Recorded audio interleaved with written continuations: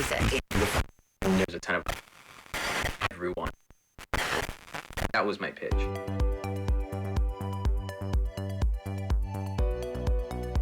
We are living in a world on fire, full of sickness, disease, and fear. The world has made profit more important than the health of people. Thankfully, we still have a way back to a healthy spirit, mind, and body. The purpose of this Nature Makes the Rules podcast is to let people of all ages know that they can still have a strong and healthy life, no matter what the rest of the world is saying or doing. We invite you to join us, Dr. Joe and Ilene, for the Nature Makes the Rules podcast. Well, welcome back to Spine Geek, where nature makes the rules. My name is Jeff, your co-host here with Doctors Joe and Ilene Arve, as always.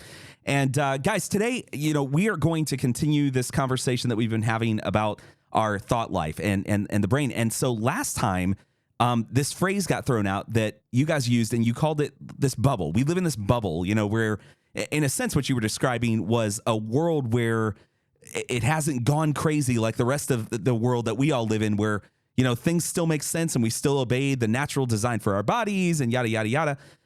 One of the things that I have found in my world in getting to talk to people like you is that I've got a bubble of my own. I've got a community. I've got of people that are resources, that are experts in a lot of areas that I can go and I can pull from and just ask questions. In fact, I had a kid that called me the other day. His dad knows that I do some podcasting work, obviously, and this kid is trying to get, he's a Gen Zer, okay? And so he was not born in 1965, Doc, like you, but he was a Gen Zer, and he goes, man, I want to have this really cool podcast where and he's a Christian, he's a solid kid. He goes, man, I just want to create a podcast that has resources and good conversations that bring wisdom to kids in my generation. And I'm going, I love it, right? I absolutely love it. And so awesome. I'm sitting down with him and he goes, so what's your advice for that in terms of like show preparation? And I said, well, are you a curious person? And he goes, yeah, that's part of the reason that I've got a guest list of people. And I'm going, brother, you are on your way already. And all you need to do is just get on these shows and ask the kind of questions that drive your own curiosity, and thus wisdom will get shared, and you get to share that kind of stuff with your friends. I feel like that's all I do, is I get around people like you that are passionate, that know a lot of stuff, that have great wisdom and life experience, and just get to ask these sort of, average Joe on the street questions and that sort of thing. But what I take for granted sometimes is that most people don't have that. Okay. Now, again, I'm not going to absolve personal responsibility. We know the biggest culprits of that are the phone, the TV, the whatever, but life is also busy too. And without good boundaries, a lot of times people are, having their sort of time eaten up by a lot of different things, and they're missing out on these conversations. So I want to have a conversation with you guys today on how somebody can create their, let's call it metaphorical bubble, right? A place of community where it's more than just Doc and Joe, Doc and Ilene on a podcast that are speaking wisdom to them. Because truth is, there's probably a lot of people in their life that need to have, that can share wisdom with them, but also they need to be having conversations with their own friends as they're learning things from this podcast. There should be an exponential effect, a reciprocal effect, if you will. So I want to talk about that today. So first of all, how you guys doing? And, now that I've laid that foundation, I want you to jump in and say, okay, this is, give us the straight, the from the bubble response that doesn't mince words, that just tells it how it is, and tell people how they can start to do that. Well, the first thing is, like you said, I was born in 1965, which means every year I care a little bit less what you think of me. And so, and I really don't care what my kids think of me either. I have a job to do. Mrs. Arvey and I have a job to do, and our job is to be the best we can be at how God created us to be. And so as far as creating a bubble, as far as creating a community, as far as creating a influence, we have to go first and we have to be the example. Be the change you want the world to see. I think Gandhi said that a long time ago.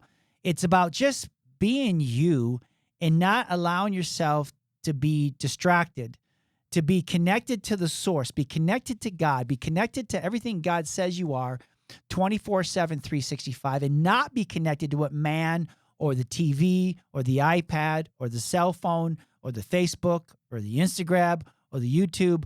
All that stuff is trying to not necessarily bring out the best in what God has for you. And so creating a community of congruency is really what I think is where we start. What would you say, Mrs. Arve? I agree with you. I think that those things that you just mentioned also have a plan. They want you to dress a certain way, act a certain way. Oh, Right. these people are doing this, so everybody needs to do this little tweet or Right. whatever. Everybody's got to do this little All the cool kids. little challenge and things like that.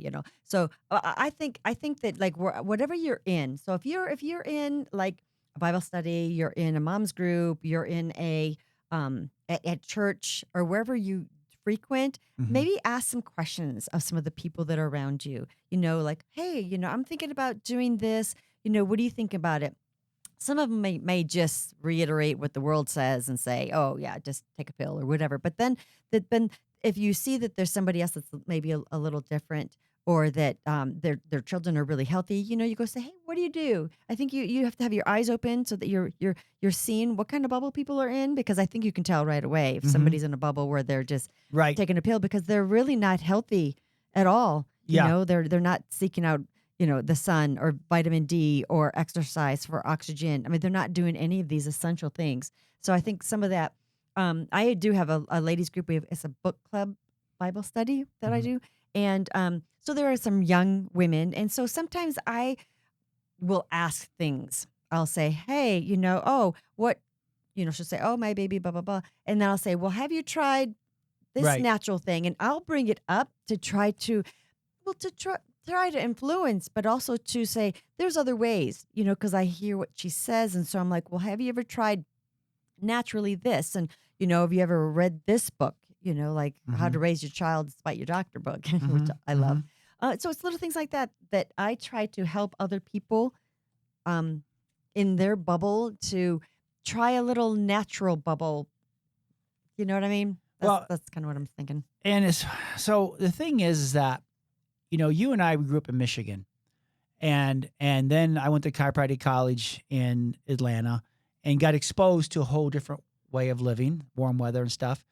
And then when it came time for you and I to get married, we got married in Georgia, which there was some pushback from the people in Michigan. But again, we really started to become independent thinkers. We become thinkers of, okay, what's right? A principled life. Sorry, folks, but 2 + 2 = 4. And when you try to build your life on the rock, on the faith, on what the Bible says, there's truth. And that truth will protect you. That truth will give you direction. That truth will give you provision. And so man's solution is just simply, like the Bible says, is building your house on the sand. And so we decided that, 34, almost 35 years ago, to start building our life, our family, our parenting on the rock. And that meant that, we were going to live in Ohio for a year and not Michigan, not move back to Michigan.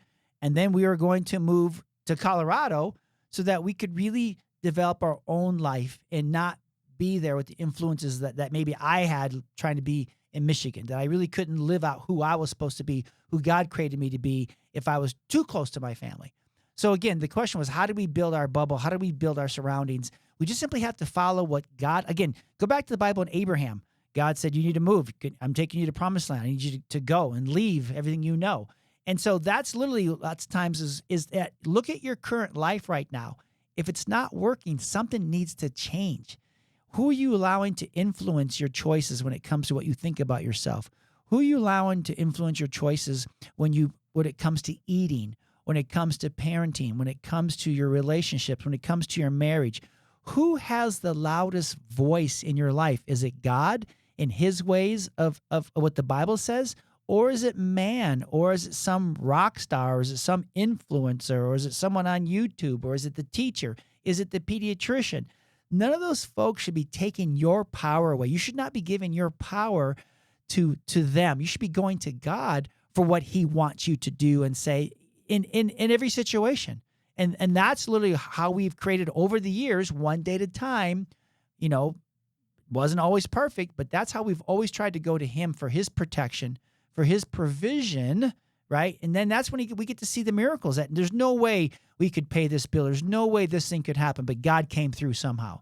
And you just do that. You commit to that, knowing that man really does not have a solution to this, a better one for that matter. And just look at society. That proves it to you that we may not know what the answer is, but we know what it's not. Mhm. And that's the biggest thing. So we just and again, if you jump into the science, like we talk about in our master class, if you have behavior you don't like in your life, then you can go back to your brain, because you have dopamine, oxytocin, serotonin, epinephrine. Those are the dose hormones, and those are the ones that are supposed to make you feel safe and feel happy and feel peaceful. And so if you're trying to build a life, try to build your own bubble, does it bring you peace? Does it bring you happiness? Does it bring you safety? That's the thing. Versus the other hormones that we have, and they're supposed to be there: cortisol, adrenaline, norepinephrine. But that's when things are scary. That's when fear, right? That's when the bear is chasing us and we need to get away from it. And that's important to have that for 5 minutes or for an hour until the fear is gone. But it's not a way to live. And so, Right, we're not supposed to be in that, because I think sometimes that we're making our decisions based on living in a fearful system.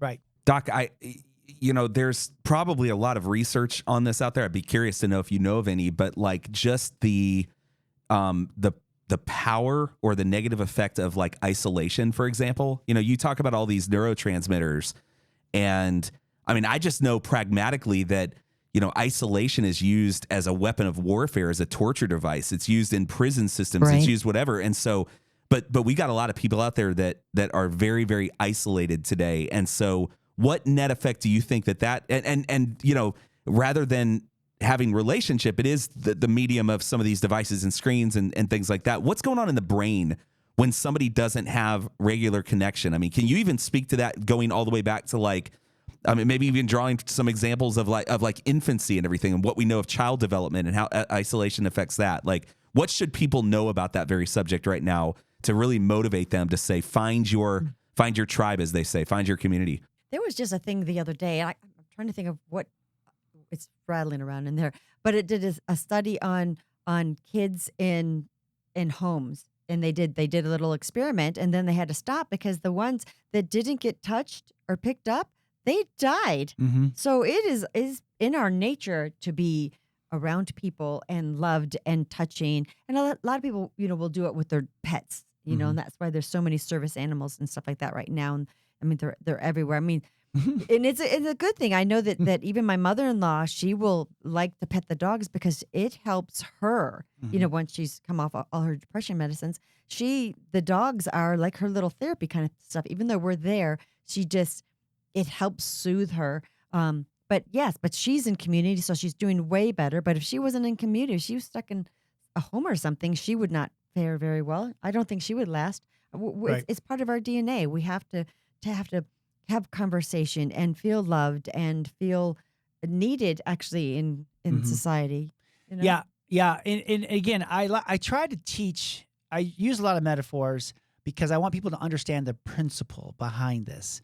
Because if I can talk you into something, someone can talk you out of it. And if I can talk you out of something, someone can talk you into it. So I want you to understand that the Bible says it's not good for man or child or woman to be alone, But who are they with and what influence? And so, again, the purpose of the masterclass, we'll talk about it later, is that you have to understand there's two stories. There's a story that either 2 + 2 is 4. It's usually created by God. If you live the way he wants you to live and follow and live in a safe, natural way, then that's going to have what we call a green grass effect, which means your body, your mind, and spirit is going to be healthy and strong. You'll get through the storms, you'll be okay, and you're going to have a much better life than someone who's living what we say a 2 + 2 = 5 life. And that's literally where corporations and society and the king profit over the people. So you have to look at, taking medication, short-term solution, but long-term can have a very negative, deadly effect on the body, right? Versus being healthy and strong. So mental health, thought health, building our bubble, and the brain has two options. Follow, and the brain's smart, The brain knows. The brain makes the rules, actually. That's the whole point of the masterclass. Your brain you can't biohack the brain. The brain knows what's going on, and the brain's simply going to respond to whatever the input it's being told. So if it's safe and healthy and strong, the brain will then send hormones to the body to make you lose weight, to be healthy, to be happy, to live, to function, to remember, to be kind to others, to be a fun person to be around, because that's the input that you were giving our brain. So whether it's a Right. newborn baby, whether it's an infant, whether it's a teenager, whether it's a child, whether it's an adult, whether it's a marriage, if you don't like your surroundings, your habits, your behavior, you got to change the input. Versus if your input is bad, which means you're on your cell phone all the time, you're in front of the TV all the time, that's stimulating that hormone Too much response. stimulation. Yes, and the dopamine is being. It's like the devil knows how addiction happens.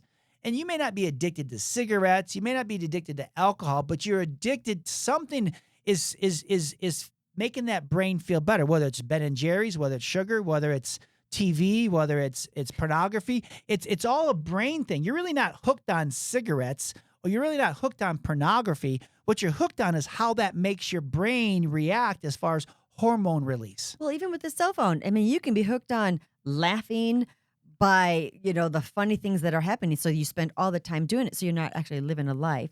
But yeah, I think that people just need to, because I mean, after, 2020, a lot of people are afraid. Well, I will say that the good news is that you get stronger with germs. I hate to say that, but if you want to wear a mask and be that way, that's fine. I'm saying, but still go out, still meet people until you feel better and you feel safer. Then you can take your mask off. But I'm saying is that you need to get out and you need to get germs. If we're in a germless society, I'm sorry, we're all going to be really, really sick, because you have to have germs so your body can tag germs and it can be a stronger germ fighter. Yeah. But if you're around no germs, I'm sorry, That's not the way to help. You're in a sterile environment, so the smallest germ is just, it's not going to help you. So And like folks, Jeff set me up and let me be me here. So bottom line, you've been lied to.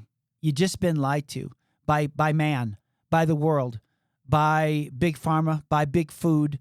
Their goal is to get you to buy whatever they're selling, and to make you feel bad about yourself And they're selling if some you don't fear. buy it, and to feel good about yourself if you do buy it. And they get everybody on the social media gang. They get everybody, and you can't trust anybody. Right side, blue side, left side, TV.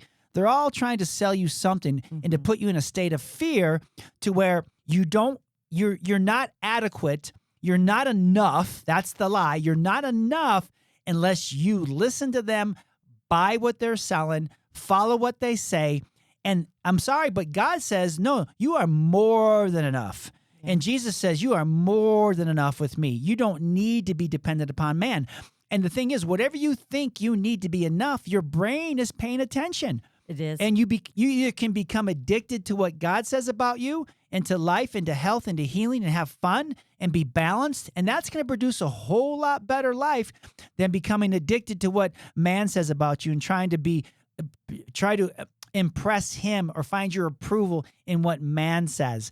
And again, maybe definitely, because keeping that brain and body strong, being able to, we were at this homeschool convention, and these kids, they weren't walking around their cell phones. Nobody was. They if they're bored, they found things to occupy themselves, like reading a book, like coloring, like playing an instrument. There's all kinds of things you can occupy your time with that actually builds your health, builds your emotional health, builds your spiritual health, makes you be a pleasant young person to be around. Very pleasant and very, very, they would articulate. They would Yes. They would be able to talk to you and look you in the eye. It was amazing. And it's all about the brain. So it all depends on what we're, again, in our bubble, in our world, we're saying no to being on social media. We're saying no to allowing the cell phone to dictate our life. We're saying no to the TV. We're saying no to PlayStation. We're saying no to all these things. Yes, they're a treat, but they also were a tool that I use for my kids. Hey, if you don't behave, I'm taking it away.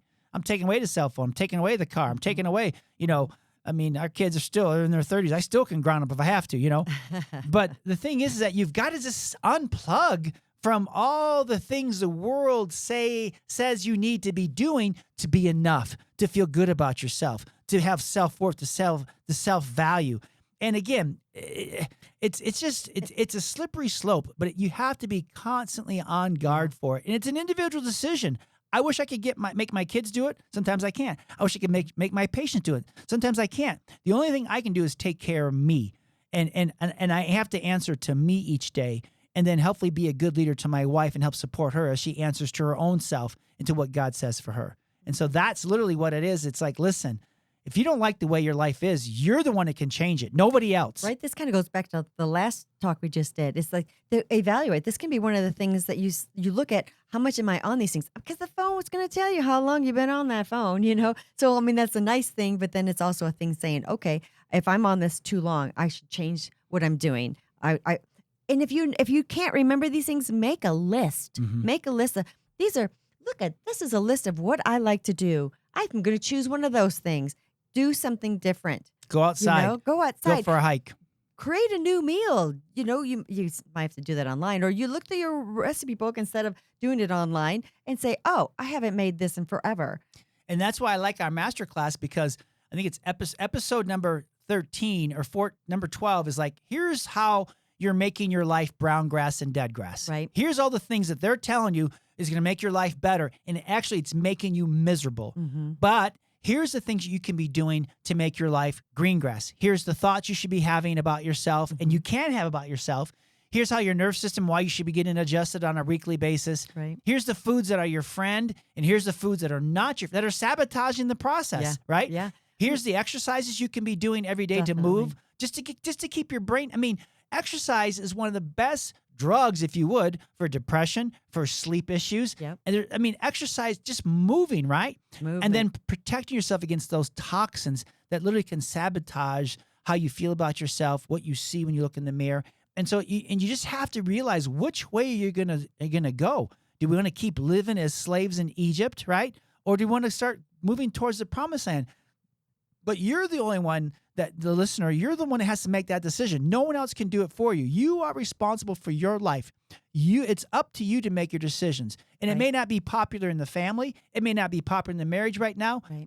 But you have to look to God and say, okay, why did you create me? What's my purpose? What's my mission? Am I doing it? And am I living it out? And if not, that may be why you're depressed. I found a little video from John Maxwell, and it talked about what are the chips on your shoulder, meaning what are the things that people told you could never become or you could never do. And what makes me who I am is I'm like, I will prove you wrong. And sometimes it's taking time. Maybe I'm still 20, 30 years into this, but I have used the chips on my shoulder to my advantage to motivate me and spur me on, not shut me down and go, oh, must be self-fulfilling prophecy. I guess I am who they said they are. No, I am who God says I am. And I've used my chips that based on whoever they are to prove them wrong. And I've used it to be successful. To grow yourself. Not to simply say, well, that's my excuse. I'm just going to, whatever it is, just give in, Well, I think one thing that we don't do anymore, but I think, and I want my kids to do too, and it's like, question everything. Don't just take anything that people say, just like even your pastors. You're supposed to go to the scripture and say, okay, is my pastor on this? Is he right on this? It's like you can't just check out and let somebody else's opinion change how you're going to live your life. I mean, even ours. Yes. Go to it. Seek out better food. Seek out, is there another way? You don't have to listen to us either. But I'm saying, don't just let somebody else's, especially if you don't agree with them, dictate what you're going to do. Don't take our word from it. Yeah. Again, we shouldn't have a secondhand faith. Right. Psalm 119 says that I'm wiser and I'm smarter than my mentors because I meditate on your word, oh God. And it even says in Joshua, meditate on this day and night. Do not let this word depart from you. It wasn't just a good solution. I mean, I'm sorry, it wasn't a good suggestion. I mean, literally God's saying in the Bible, come to me, only me. I will tell you what you need to do. I will tell you to turn right. I'll tell you to turn left. He told Noah exactly how strong to build the ark or not to build it, right? And if you don't, you say it's my personal responsibility. You don't just go, oh, so-and-so made me do it. Right. Oh, so-and-so, I read it somewhere, so I got to do it that way. Or, oh, hey, Dr. Joe said this, so it's his fault. No, it's personal responsibilities. You are walking in your life. Live it, accept it, personal responsibilities. Doc, I love that phrase that you just used, secondhand faith. That's so good. I love it. Hey, listen, to the listener out there, it is good to find deals at the thrift store, not your faith, right? Fair? Like we want to have a not a secondhand faith. And so I think that is one of those encouragements because I think there's thrift store faith. I like that. That's good.